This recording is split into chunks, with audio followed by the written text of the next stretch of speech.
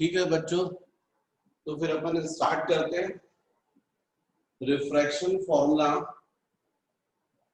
For Lenz. Refraction formula for lens. तो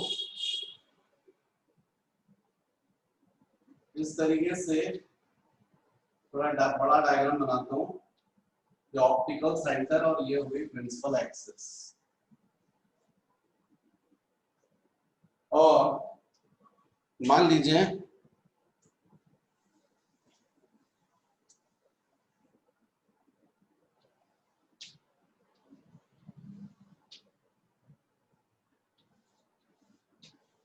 principal axis, optical centre, यहां पर object है पी। पी से जो रे है वो पहले फर्स्ट सरफेस पर इंसिडेंट होगी।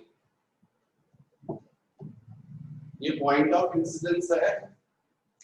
निश्चित रूप से यदि फर्स्ट सरफेस को देखेंगे तो ऐसा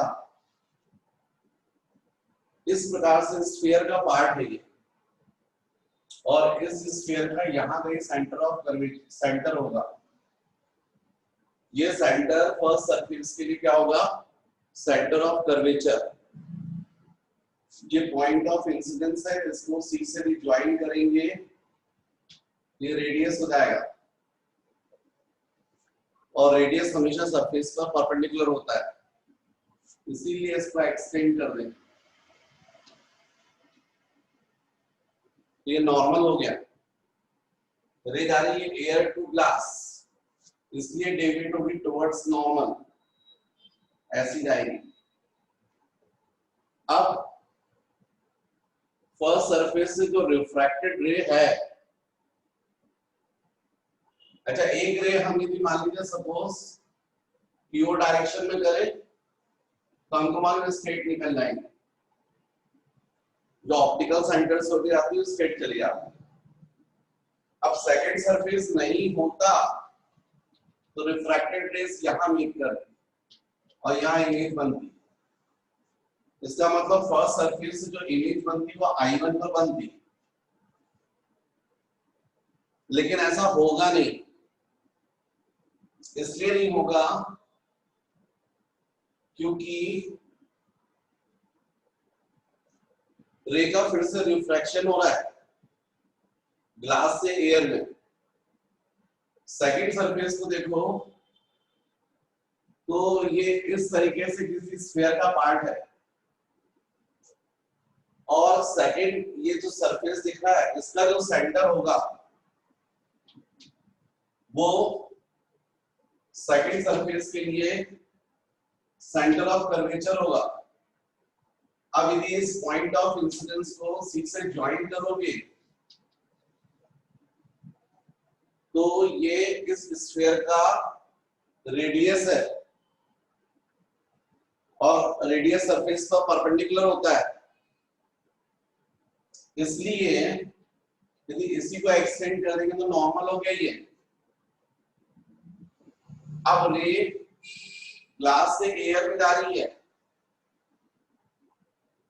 डेंसर टू रेयर, इसलिए डेविएट होगी अवे फ्रॉम नॉर्मल और ऐसी आएगी।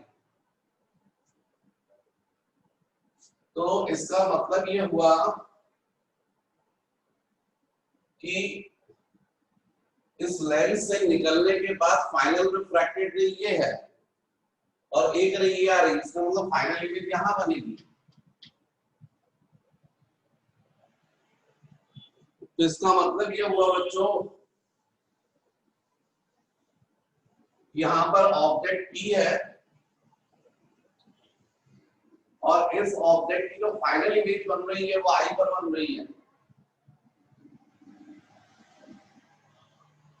लेकिन इसमें ये दोनों सरफेस कर्व्ड है, स्फेरिकल है।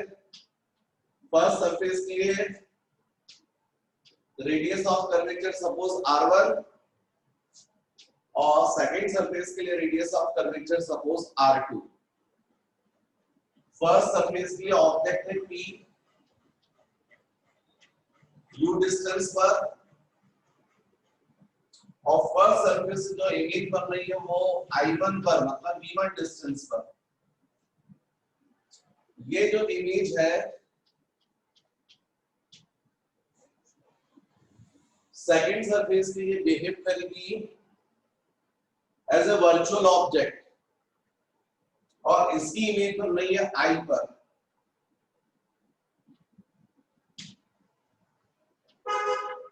तो मान लीजिए इसका ऑप्टिकल सेंटर से डिस्टेंस है V और इस लेंस की फोकल लेंथ है F। इस लेंस की फोकल लेंथ है F, राइट।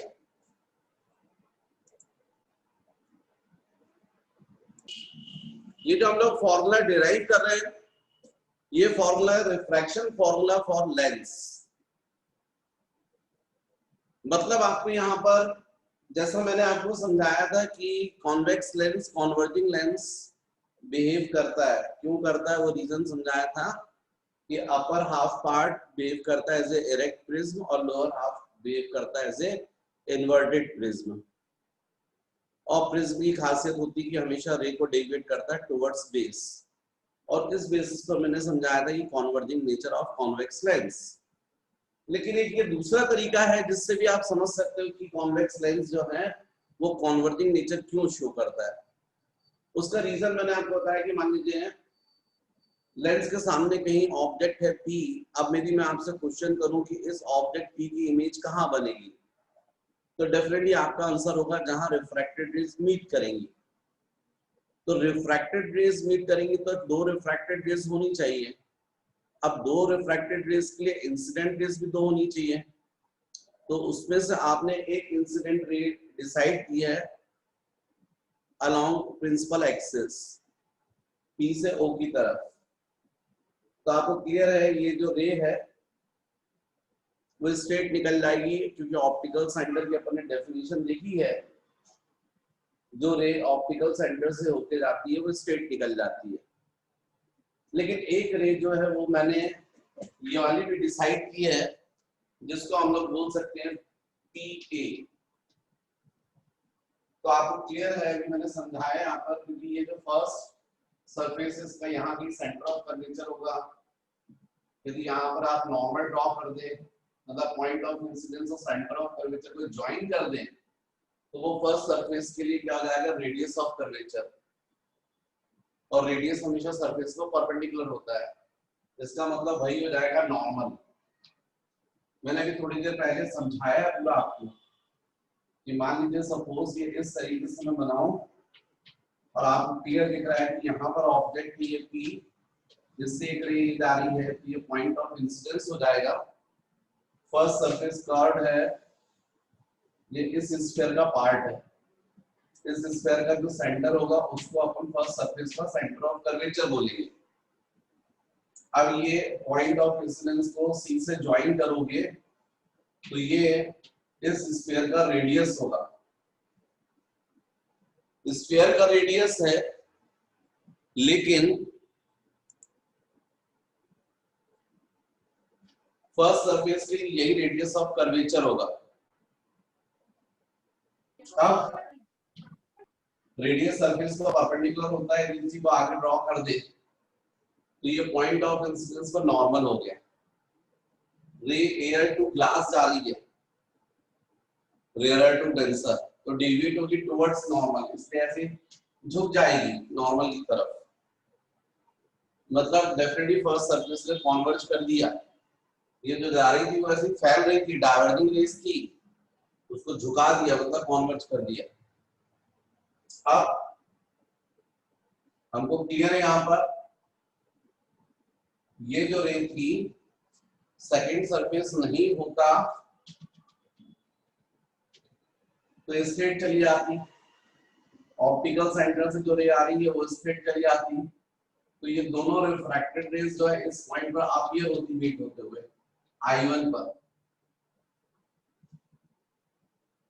मतलब यहाँ इमेज बनती, ये इमेज सेकंड सरफेस के लिए बिहेव करेगी एज ए वर्चुअल ऑब्जेक्ट। तो ये इंसिडेंट रे का डायरेक्शन है सेकंड सरफेस पर, तो भले ही फर्स्ट सरफेस से इमेज फॉर्म हुई है लेकिन सेकंड सरफेस के लिए यही बिहेव करेगी एज ए वर्चुअल ऑब्जेक्ट। अब ये पॉइंट ऑफ इंसिडेंस हो गया। सेकंड सरफेस देखो आप, तो इस स्फीयर का पार्ट है और इस स्फीयर का जो सेंटर होगा वो सेकंड सरफेस के लिए सेंटर ऑफ कर्वेचर होगा। यदि मान लीजिए इसको अपन पॉइंट को सी से ज्वाइन करें तो ये सेकंड सरफेस जो है उसकी स्फीयर का रेडियस है, रेडियस सरफेस पर परपेंडिकुलर होता है, इसका मतलब इसी को एक्सटेंड कर देंगे तो नॉर्मल हो गया, इस पर्टिकुलर पॉइंट पर नॉर्मल। अब ये जो रे थी वो ग्लास से एयर में जा रही है, डेंसर टू रेयरर, इसलिए डेविएट होगी अवे फ्रॉम नॉर्मल, तो ऐसी आएगी। इसका मतलब ये हुआ कि फाइनल इमेज यहां बनेगी क्योंकि ये रिफ्रैक्टेड और रिफ्रैक्टेड यहां मिल रही है। मतलब आपको समझ जाना चाहिए कि ऑब्जेक्ट पी से जो रे थी वो इस लेंस से निकलने के बाद सही मायने में फर्स्ट सरफेस ने तो झुक के इसको डेविएट कर दिया, सेकंड ने और ज्यादा कन्वर्ज कर दिया, फाइनल इमेज यहां बनी। तो फर्स्ट सरफेस के लिए ऑब्जेक्ट हो गया P और फर्स्ट सरफेस के लिए इमेज हो गई I1। सेकंड सरफेस के लिए यही I1 हो जाएगा वर्चुअल ऑब्जेक्ट और ये I हो जाएगी फाइनल इमेज। तो इस तरीके से ये डायग्राम बनाया हुआ है मैंने। अब आप समझें यहां जो रिफ्रैक्शन हो रहा है वो सही मायने में स्फेरिकल सरफेसेस से हो रहा है। First refraction, first surface spherical surface, secondly, और इनके लिए अपन ने रिफ्रैक्शन फॉर्मूला डिराइव किया हुआ है। तो यदि हम लोग बोलते हैं refraction by first surface, refraction by first surface, तो हम क्या बोलेंगे, mu upon v minus 1 by u is equal to mu minus 1 by r। Mu upon v minus 1 by u is equal to mu minus 1 by r। ये formula सबसे starting में हमने derive किया था। यहाँ what is mu, refractive index of second medium with respect to first. यहाँ first medium air है और सेकंड मीडियम ग्लास है, इसलिए होना चाहिए ए म्यू जी और यहां भी होना चाहिए a mu g. What is v, distance of image from pole, first surface के लिए पोल यहां है, यहाँ एकदम नहीं, मतलब ये डिस्टेंस होगा, इसलिए इसको v1 लिखेंगे, माइनस 1 बाय u, ये ऑब्जेक्ट यहां पर है, ये डिस्टेंस u, साइन नहीं ले रहे हैं अपन क्योंकि साइन लेंगे तो फिर r के भी साइन लेने पड़ेंगे, इसलिए अपन अभी किसी के साइन नहीं ले रहे हैं। न्यूमेरिकल करते समय साइन ले लेंगे, या तो साइन लो तो सबके लो, या फिर अभी किसी के मत लो, न्यूमेरिकल के समय अपन फाइनल साइन ले लेंगे, साइन यूज करेंगे। तो u हमने रख दिया a mu g upon r, r की जगह r1 क्योंकि फर्स्ट सरफेस का रेडियस ऑफ कर्वेचर r1 है और इसको हम बोलेंगे equation number 1। Next, refraction by second surface.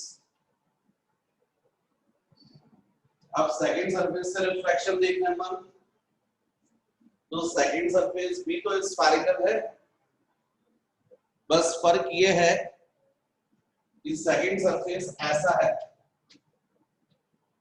और यहां ग्लास है और यहां एयर है, रे ग्लास टू एयर जा रही है, तो हम फिर से फॉर्मूला यूज करेंगे mu upon v minus 1 by u is equal to mu minus 1 by r, जो हमने रिफ्रैक्शन फॉर्मूला ड्राइव किया था. What is mu? The refractive index of second medium with respect to first. तो यहाँ second medium air है और first medium glass है, क्योंकि अब रे जो है ग्लास से एयर जा रही है, तो ये जाएगा जी म्यू ए और ये भी हो जाएगा g mu a. G mu a. What is v? Distance of image. तो यहाँ पर इमेज जो बन रही है वो बी डिस्टेंस पर तो बी रहेगा, या आगे सब्स्टिट्यूट कर दो अगले स्टेप में तो ज्यादा अच्छा है. तो मैं इसको लिखूंगा g mu a upon v की जगह पर v minus 1 upon u. What is u? Distance of object. Second surface के लिए ऑब्जेक्ट I1 है, कितने डिस्टेंस पर है? V1 डिस्टेंस पर है, तो u की जगह हम लोग लिखेंगे यहाँ पर V1 is equal to G mu A minus 1 upon R की जगह पर R2. What is R2? Radius of curvature of second surface. What is R? Radius of curvature of second surface.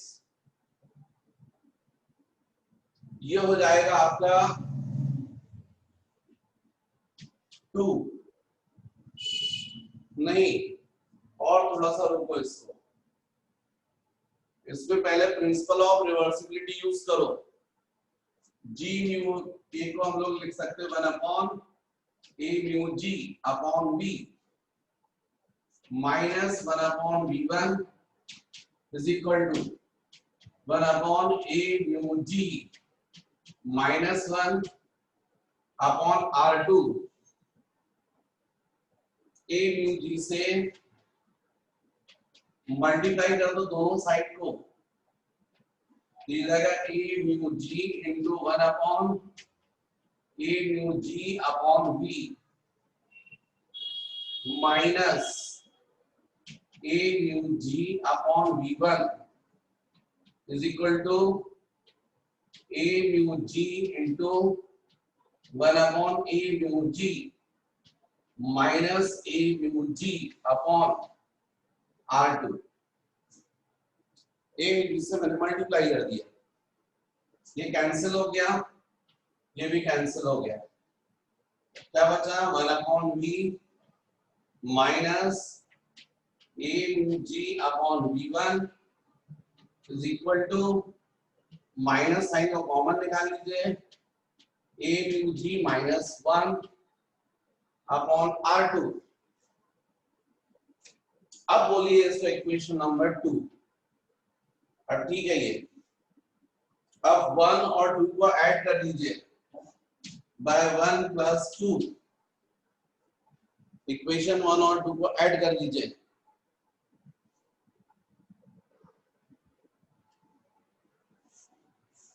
तो यदि आप इक्वेशन 1 देखें तो ये है a mu g upon V1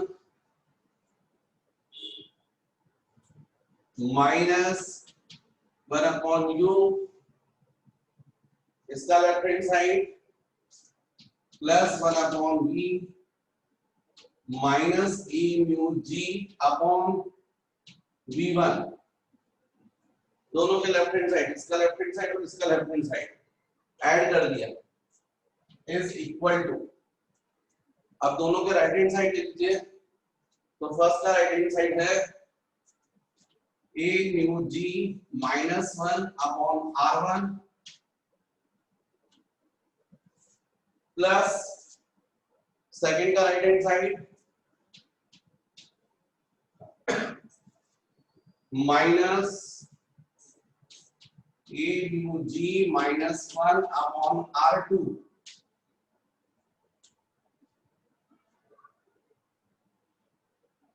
first का राइट हैंड साइड और सेकंड का राइट हैंड साइड.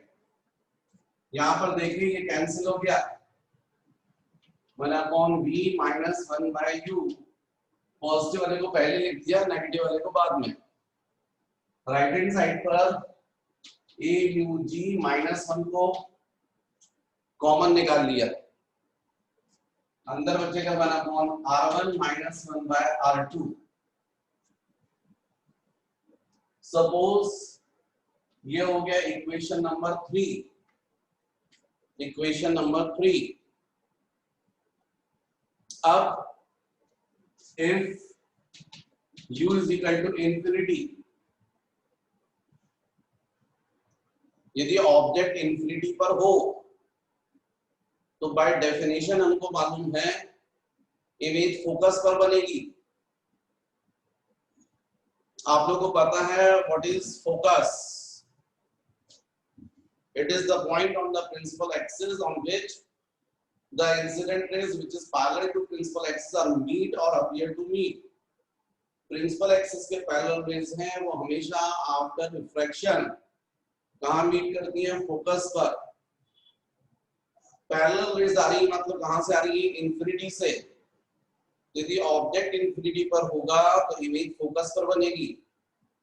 जिसका मतलब if u is equal to infinity then b should be f। Image का जो डिस्टेंस होगा ऑप्टिकल सेंटर से वो किसके इक्वल होगा? Equal to focal length.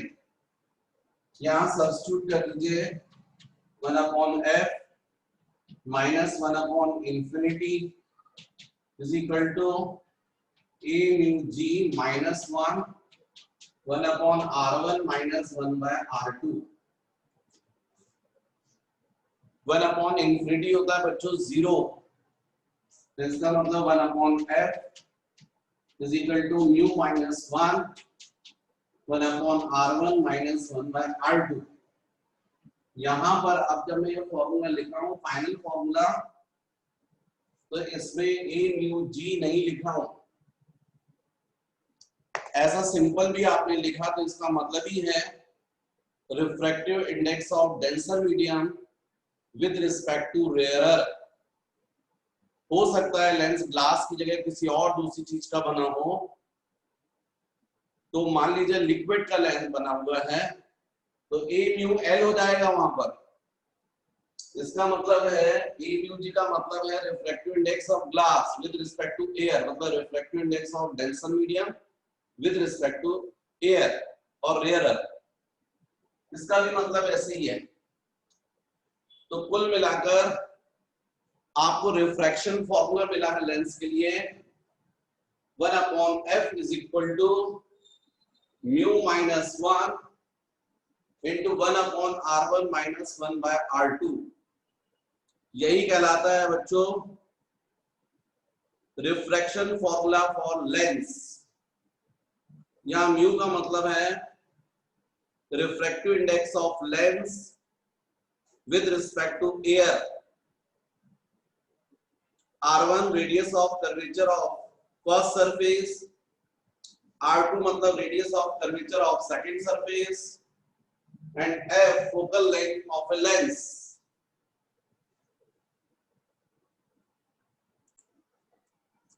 Next बच्चों बहुत important factors affecting focal length of a lens. ऐसे कौन कौन से फैक्टर्स हैं जो लेंस की फोकल लेंथ को अफेक्ट करेंगे? तो डेफिनेटली अब आपके पास फॉर्मूला है, आपने अभी ड्राइव किया हुआ है 1/f is equal to mu minus 1 into 1/r1 minus 1/r2। तो इस फॉर्मूले की हेल्प से आप पूरा डिस्कस कर सकते हैं कि कौन कौन से ऐसे फैक्टर्स हैं जो लेंस की फोकल लेंथ को अफेक्ट करेंगे। तो उसमें से फर्स्ट डेफिनेटली फॉर्मूले के हिसाब से समझ में आ रहा है म्यू। म्यू एक्चुअल में बच्चों लेंस जो होता है वो दो तरीके ग्लास का बनता है, एक होता है फ्लिंट ग्लास और एक होता है क्राउन ग्लास। इसमें जो फ्लिंट ग्लास होता है वो ज्यादा डेंसर होता है और क्राउन ग्लास जो होता है वो कम डेंसर होता है। जिसकी डेंसिटी हाई होती है उसका रिफ्रैक्टिव इंडेक्स भी हाई होता है। तो जो फ्लिंट ग्लास है, फ्लिंट FLINT, फ्लिंट ग्लास, इसका रिफ्रैक्टिव इंडेक्स ज्यादा होता है और क्राउन ग्लास जो है उसका रिफ्रैक्टिव इंडेक्स कम होता है। फॉर्मूले में आपको समझ में आ रहा है, जिसके लिए म्यू की वैल्यू हाई रहेगी उसके लिए पूरी वैल्यू ज्यादा जाएगी, क्योंकि म्यू ज्यादा रहेगा तो म्यू -1 की वैल्यू ज्यादा रहेगी उसके लिए। तो जब ये ज्यादा रहेगा और इसमें मल्टीप्लाई करूंगा तो पूरा वैल्यू ज्यादा जाएगी। 1/f की वैल्यू यदि ज्यादा आ रही है इसका मतलब f कम, तो इसका मतलब है कि यदि फ्लिंट ग्लास का जो लेंस बनेगा उसकी फोकल लेंथ कम रहेगी क्राउन ग्लास से। आगे चल के मैं आपको एक फॉर्मूला बताने वाला हूं, power of a lens. What is power of a lens? Reciprocal of focal length of a lens is called power of a lens. P is equal to 1/f.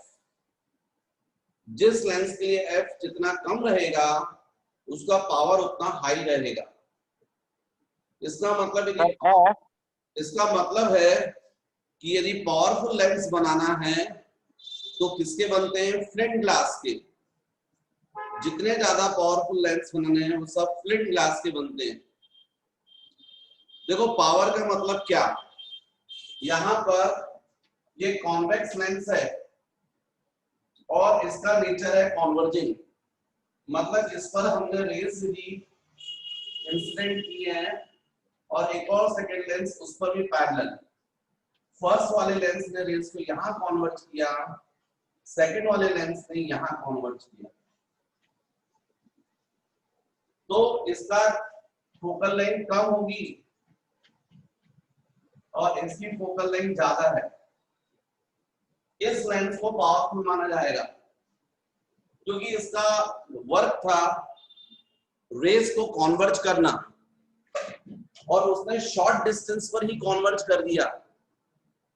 इसका मतलब सेकंड लेंस ज्यादा powerful दिख रहा है। भाई जिसका जो काम है यदि वो उतना बेहतरी से करे तो उतना पावरफुल माना जाएगा। यदि स्टूडेंट्स हैं और नाम है स्टूडेंट, मतलब स्टूडेंट का नाम है स्टूडेंट, इसका मतलब उसका वर्क है पढ़ना।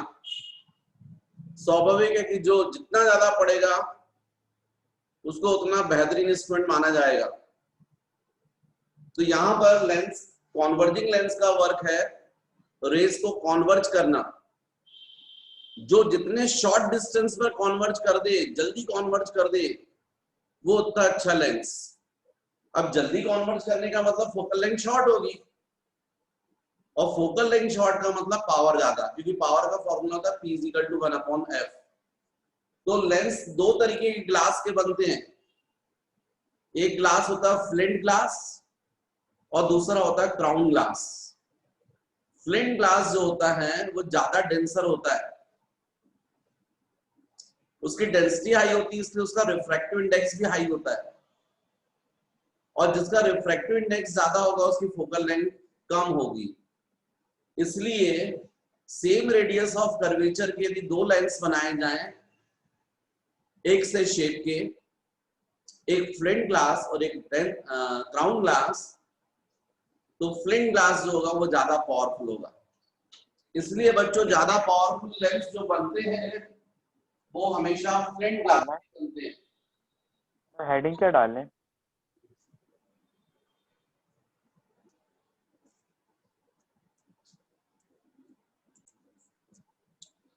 तो यहाँ पर बच्चों जब अपन ने बात की है कौन कौन से फैक्टर्स अफेक्ट करते हैं, तो उसमें से फर्स्ट फैक्टर यही होता है मटेरियल ऑफ लेंस।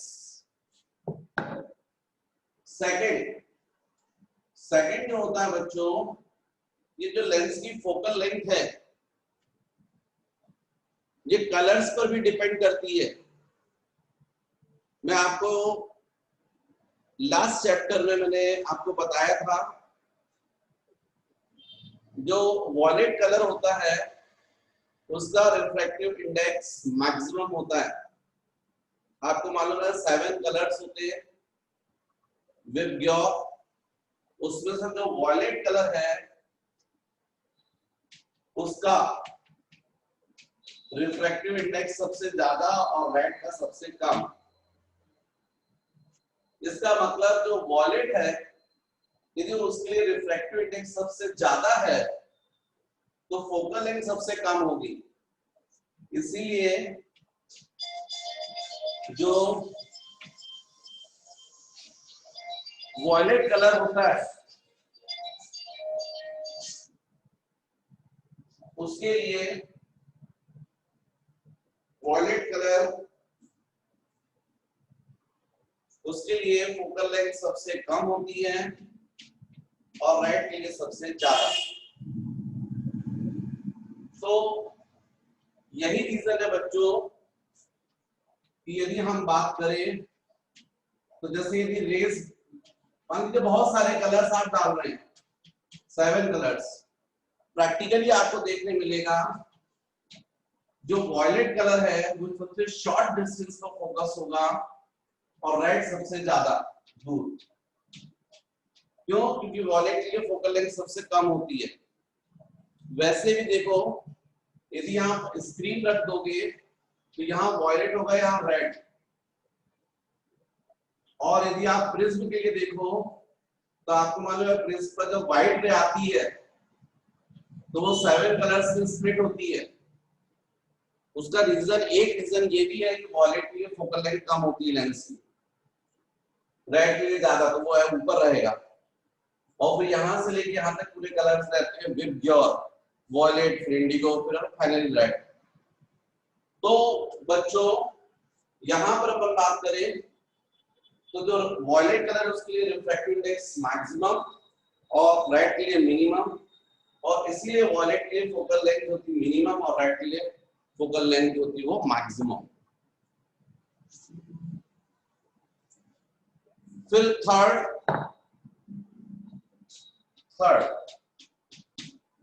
मतलब फर्स्ट फैक्टर आपने देखा on the material of lens, second factor कौन सा अफेक्ट कर रहा है? तो डेफिनेटली ऑन कलर्स,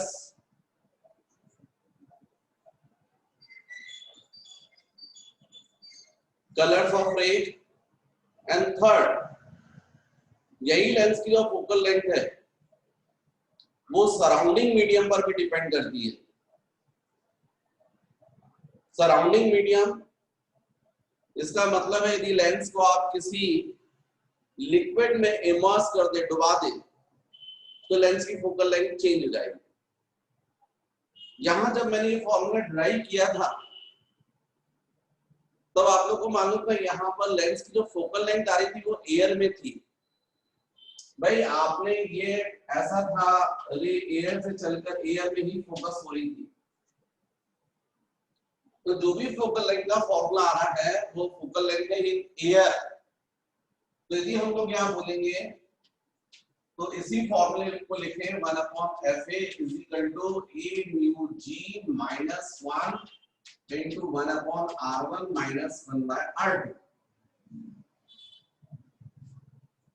एक्चुअली जो फॉर्मूला हमने ड्राइव किया वो ऐसा है, what is FA? Focal length of lens in air. What is A mu G? refractive index of lens with respect to air. What is R1 R2? radius of curvature of spherical surfaces. अब इसी lens को यदि हम किसी liquid में डुबा दें तो स्वाभाविक जो रेज जाएंगी लेंस पर वो फोकस होंगी, पर किसमें फोकस होंगी? लिक्विड में। इसलिए यहां हम लोग लिखते हैं 1 upon f is equal to mu minus 1 by r1 minus 1 by r2। ये f जो होगा वो क्या होगा, focal length of lens in liquid. और अभी जो था यहाँ पर, जब लिक्विड में था तो जब पहले एयर में थी तो रे एयर से ग्लास में जा रही थी, अब वही रे लिक्विड से ग्लास में जाएगी। लेंस में भी आप लिक्विड में डुबा दोगे तो जो रे जा रही है वो लिक्विड से ग्लास में जाएगी। पहले रे कहां से जा रही थी, एयर टू ग्लास, अब लिक्विड टू ग्लास। तो यहाँ पर म्यू चेंज जाएगा और जाएगा एल म्यू जी, जो जाएगा L mu G.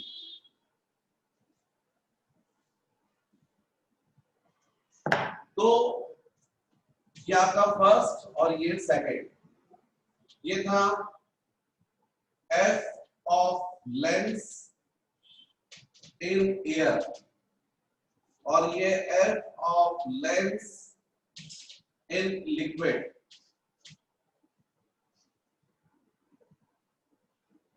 F means focal length of lens in air, F of lens in liquid। यदि मैं यहां पर इक्वेशन 1 को डिवाइड कर दूं 2 से, 1 upon FA 1 upon FL is equal to A mu G minus 1 upon R1 minus 1 by R2। यहां पर हो जाएगा L mu g minus 1 upon R1 minus 1 by R2। ये कैंसिल हो जाएगा क्योंकि जो लेंस है जब आप उसको एयर से लिक्विड में रखोगे तो उसका शेप थोड़ी चेंज हो जाएगा। अब शेप चेंज नहीं हो रहा मतलब रेडियस ऑफ कर्वेचर चेंज नहीं होगा। तो फिर इस कंडीशन में ये FL न्यूमरेटर में आ जाएगा, तो FL upon FA is equal to, ये हो जाएगा A mu g minus 1 upon L mu g minus 1।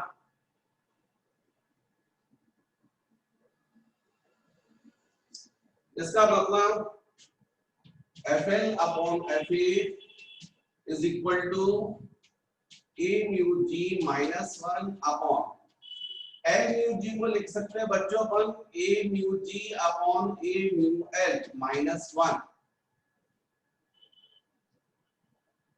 इसका मतलब FL upon FA A mu g minus 1 upon, ये हो जाएगा A mu g minus A mu L upon A mu L। भाई LCM लोगे तो ऐसा जाएगा, फिर ये जाएगा FL upon FA is equal to A mu g minus 1 upon A mu g minus A mu L upon A mu L। ये numerator में पहुंच जाएगा। इस तरीके से आपको फॉर्मूला मिलेगा। अब दिखने में आपको ये फॉर्मूला बहुत बड़ा लग रहा है, पर आप बिलीव करो बहुत आसानी से आपको याद होने वाला है। अपन क्वेश्चंस करेंगे, प्रैक्टिस करेंगे, याद हो जाएगा। और याद करना भी जरूरी है, क्वेश्चंस बनते हैं। आज की क्लास बहुत ज्यादा इंपॉर्टेंट है। आप लोग बिलीव करो ये सबके ऊपर क्वेश्चंस बने गए हैं, सबके ऊपर। यहां पर अभी मैं समझाऊंगा इसका आपको effect. FL upon FA, FL upon, what is FL? Focal length of lens in liquid. What is FA? Focal length of lens in air. What is A mu G? Refractive index of lens. What is A mu L? Refractive index of liquid in which lens immersed. तो ये formula आपको याद करना पड़ेगा। FL upon FA is equal to A mu G minus 1 into A mu L upon A mu g minus A mu L। अब इसका किस तरीके से इफेक्ट होता है वो डिस्कस करते हैं अपन। तो बच्चों इसमें फर्स्ट आपने देख लिया मटेरियल ऑफ लेंस किस तरीके से अफेक्ट करता है, second colours of rays, third surrounding medium of lens. अब सराउंडिंग मीडियम का किस तरीके से इफेक्ट होता है वो अपन डिस्कस करते हैं। तो आपको क्लियर दिखा कि जो फॉर्मूला डिराइव हुआ है वो फॉर्मूला आपको याद करना पड़ेगा। न्यूमेरिकल से भी आप करेंगे, बहुत प्रैक्टिस करेंगे तो आपको फॉर्मूले भी इजीली याद हो जाएंगे। तो जैसे अभी आपने ये फॉर्मूला ड्राइव किया है तो फॉर्मूला आया था आपका FL upon FA is equal to A mu G minus 1 into A mu L upon A mu G minus A mu L। ये आपके पास में फॉर्मूला है। अब इसमें फर्स्ट देखो ऐसा ले ले, if A mu G is greater than A mu L, मतलब जो लेंस है उसका रिफ्रैक्टिव इंडेक्स जिस लिक्विड में आपने डुबोया है, इमर्स किया है, उससे ज्यादा है। प्रैक्टिकली अपन बात करें तो जैसे मान लीजिए लेंस ग्लास का है और उसको अपन ने वाटर में इमर्स किया है तो ग्लास का रिफ्रैक्टिव इंडेक्स 1.5 और वाटर का होता है 1.33, मतलब कम होता है। तो जब आपका ऐसी कंडीशन आएगी तो लेंस की फोकल लेंथ के ऊपर क्या इफेक्ट पड़ेगा, इसको थोड़ा और इजी कैलकुलेशन करने के लिए मान लीजिए 1.5 और 1.33 ना लेकर इसकी वैल्यू 3 ले लो, इसकी वैल्यू 2। भाई ये ज्यादा है, ये कम है, इसको 3 मान लो, इसको 2 मान लो और इनको सब्स्टिट्यूट करके देखो आप इसमें तो जाएगा FL upon FA is equal to, ये जाएगा 3 minus 1 into 2 upon 3 minus 2। तो definitely FL upon FA 3 minus 1 मतलब 2 into 2 upon 3 minus 2 1, 4/1 आ गया। 4/1 का मतलब 4 ग्रेटर है 1 से, मतलब राइट हैंड साइड में न्यूमरेटर ग्रेटर है डिनोमिनेटर से, इसका मतलब लेफ्ट हैंड साइड में भी न्यूमरेटर FL ग्रेटर हो जाएगा FL से। मतलब लेंस को जिस लिक्विड में आपने जिसका रिफ्रैक्टिव इंडेक्स कम है ऐसे लिक्विड में यदि इमर्स कर दिया तो फोकल लेंथ बढ़ जाएगी लेंस। इसका मतलब एयर में जो लेंस 10 सेंटीमीटर डिस्टेंस को फोकस कर रहा था उसी को यदि आप वाटर में इमर्स कर दोगे और पैरेलल रेज करोगे तो वो ज्यादा डिस्टेंस को फोकस करेगा। अब फोकल लेंथ इंक्रीज होने का मतलब पावर डिक्रीज होना, मतलब लेंस का पावर कम हो जाएगा, लेकिन लेंस वैसा ही बिहेव करेगा। कॉन्वेक्स लेंस है, कॉन्वेक्स के समान कॉन्वर्ज ही करेगा। पहले एयर में कॉन्वर्ज कर रहा था, अब लिक्विड में कॉन्वर्ज करेगा कॉन्वर्ज, लेकिन ज्यादा डिस्टेंस पर फोकल लेंथ इंक्रीज हो जाएगी, पावर डिक्रीज हो जाएगा। सपोज मतलब इसका यदि अपन प्रैक्टिकल एग्जांपल कर ले तो जैसे लेंस है ग्लास का बना, अपन ने वाटर में इमर्स कर दिया। अब सेकंड कंडीशन ले लें, if A mu G it is less than A mu L, या अभी फिलहाल चलो इक्वल वाला लेते हैं फिर बाद में लास्ट में लेंगे इक्वल। लेंस को हमने ऐसे लिक्विड में इमर्स किया है, डुबोया है, जिसका रिफ्रैक्टिव इंडेक्स लेंस के रिफ्रैक्टिव इंडेक्स के इक्वल है। इस कंडीशन में क्या होगा, तो आप यहां पर फॉर्मूले में देखिए जब वैल्यू रखेंगे तो खास तौर से डिनोमिनेटर में A mu G minus A mu L, अभी दोनों इक्वल है तो 0 हो जाएगा। यदि ये 0 हो गया तो ये इंफिनिटी आ जाएगा। अब ये इंफिनिटी आ गया और f को क्रॉस मल्टीप्लाई करोगे इंफिनिटी से, इंफिनिटी में तो कुछ भी मिलाओगे इंफिनिटी हो जाएगा। समुद्र में बहुत सारा पानी है, इंफिनिटी। अब उसमें आप 2 बाल्टी पानी डाल दोगे तो क्या होगा? इंफिनिटी रहेगा, वो तो बड़ा है ही। तो यहां भी क्या हो जाएगा? एफएल की वैल्यू इंफिनिटी हो जाएगी। यदि मैं इसको इक्वेशन नंबर 1 डाल दूं तो मैं बोल सकता हूं बाय 1 फोकल लेंथ इंफिनिटी हो जाएगी। इंफिनिटी का मतलब जो लेंस है वो अब यदि ऐसी लिक्विड में आपने डुबोया है जिसका रिफ्रैक्टिव इंडेक्स लेंस के रिफ्रैक्टिव इंडेक्स के इक्वल है, तो अब लेंस लेंस नहीं बचेगा, वो बिहेव करेगा एज ए प्लेन ग्लास। जैसे ग्लास में होता है ना कि यदि ग्लास में आपने पैरेलल रेज भेजी तो वो सीधी निकल जाती है, ना कॉन्वर्ज करता है ना डाइवर्ज करता है। पैरेलल रेज कहां मिलती है? इंफिनिटी पर। मतलब इस प्लेन ग्लास का फोकस पॉइंट कहां होगा? इंफिनिटी पर। मतलब फोकल लेंथ कहां होगी? इंफिनिटी। फोकल लेंथ कितनी होगी? इंफिनिटी। फोकल लेंथ इंफिनिटी का मतलब है फोकस पॉइंट इंफिनिटी पर होगा। तो इसका मतलब जो अच्छा खासा लेंस था जो एयर में रेस को कन्वर्ट कर रहा था, आपने इस लेंस को ऐसे लिक्विड में इमर्स कर दिया जिसका रिफ्रैक्टिव इंडेक्स लेंस के रिफ्रैक्टिव इंडेक्स के इक्वल है।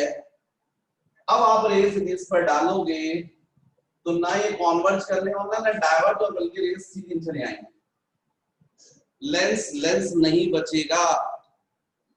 कैसा बिहेव करेगा lens? As a plane glass. इसका प्रैक्टिकल एग्जांपल यदि अपन ले तो आप लोगों ने सोप बबल देखे होंगे। सोप बबल, उस सोप बबल के अंदर बबल है वो, और अंदर होती है एयर, और सराउंडिंग जो मीडियम है वो भी एयर, चारों तरफ भी एयर। मतलब यहां पर कोई ऑब्जेक्ट है और आप यहां से देखेंगे तो सही मायने में सोप बबल मतलब लेंस हो गया, कहेगा एयर का। सराउंडिंग मीडियम क्या है? एयर। तो बराबर आपको ऑब्जेक्ट दिखेगा इसमें, ना ये कॉन्वर्ज करने वाला ना डाइवर्ज। मैंने तो एक ऐड देखा है, वो अपने जो कंपनी है अपना ग्लास बनाती है उस ग्लास का ऐड करती है। तो एक सामने दीवार होती है कांच की, ग्लास की। कितना ट्रांसपेरेंट ग्लास होता है वो कि उसके उस साइड पर एक अफ्रीकन लेडी बैठी रहती है, निग्रो, और यहां से एक व्यक्ति आके पानी फेंकता है। वो डर जाती है कि मेरे ऊपर पानी आ रहा, पर देखते वो वहां बीच में ग्लास था। मतलब वो इतना ट्रांसपेरेंट ग्लास भी पता ही नहीं चलता कि ग्लास है। इसी तरीके से आपने देखा होगा जब सोप बबल्स बहुत सारे आते हैं और कई बार हमारी आंखों के सामने से निकल जाएंगे, हमारी आंखें नहीं पकड़ पाएंगी क्योंकि उससे डेविएशन नहीं होगा।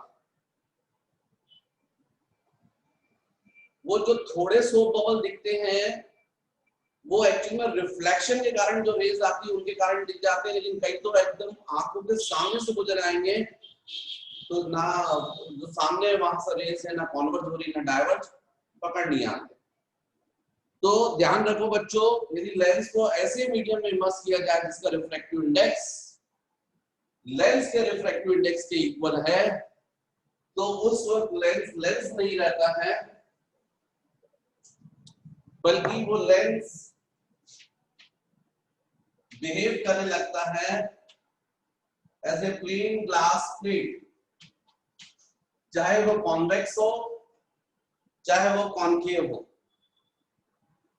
Third condition, if a mu g is less than a mu l, lens को ऐसे लिक्विड में इमर्स किया जाए जिसका रिफ्रैक्टिव इंडेक्स सराउंडिंग मीडियम से कम है।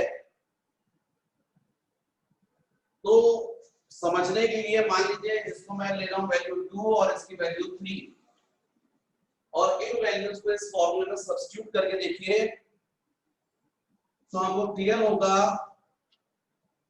Bye 1 FL upon FA is equal to, यहां पर आ जाएगा 2 minus 1 into A mu L मतलब 3, और डिनोमिनेटर में आएगा 2 माइनस 3। तो सॉल्व करेंगे तो FL upon FA is equal to, ये हो जाएगा 1 इंटू 3 अपॉन माइनस 1, इसका मतलब FL upon FA is equal to minus 3/1। तो राइट हैंड साइड पे न्यूमरेटर ग्रेटर है डिनोमिनेटर से, 3 ग्रेटर है 1 से, लेकिन नेगेटिव।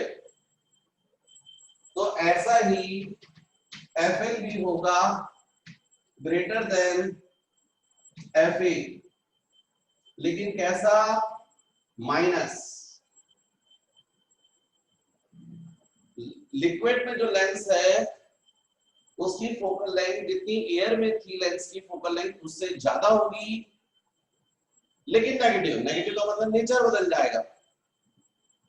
नेचर बदलने का मतलब कॉन्वेक्स लेंस जो होगा वो बिहेव करेगा एज ए कॉन्केव, और कॉन्केव लेंस बिहेव करेगा एज ए कॉन्वेक्स।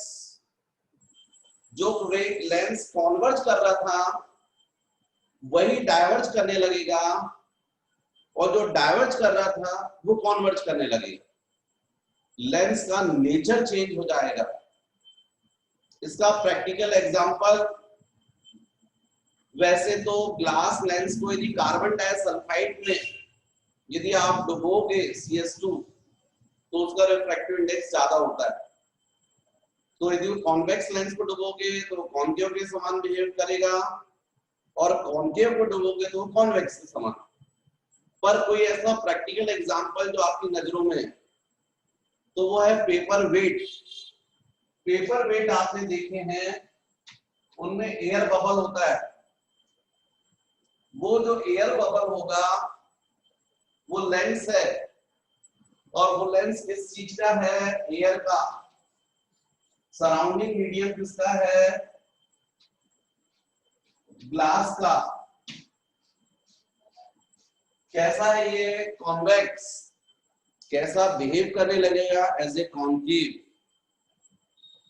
तो इस तरीके से बच्चों लेंस का नेचर जो है वो चेंज हो जाता है यदि हम लेंस को ऐसे लिक्विड में इमर्स करते हैं। ध्यान रखिए, मैंने आपको फॉर्मूला डिराइव करवाया थर्ड वाला, FL upon FA is equal to A mu G minus 1 into A mu L upon A mu G minus A mu L। A mu G का मतलब रिफ्रैक्टिव इंडेक्स ऑफ ग्लास, मतलब refractive index of lens.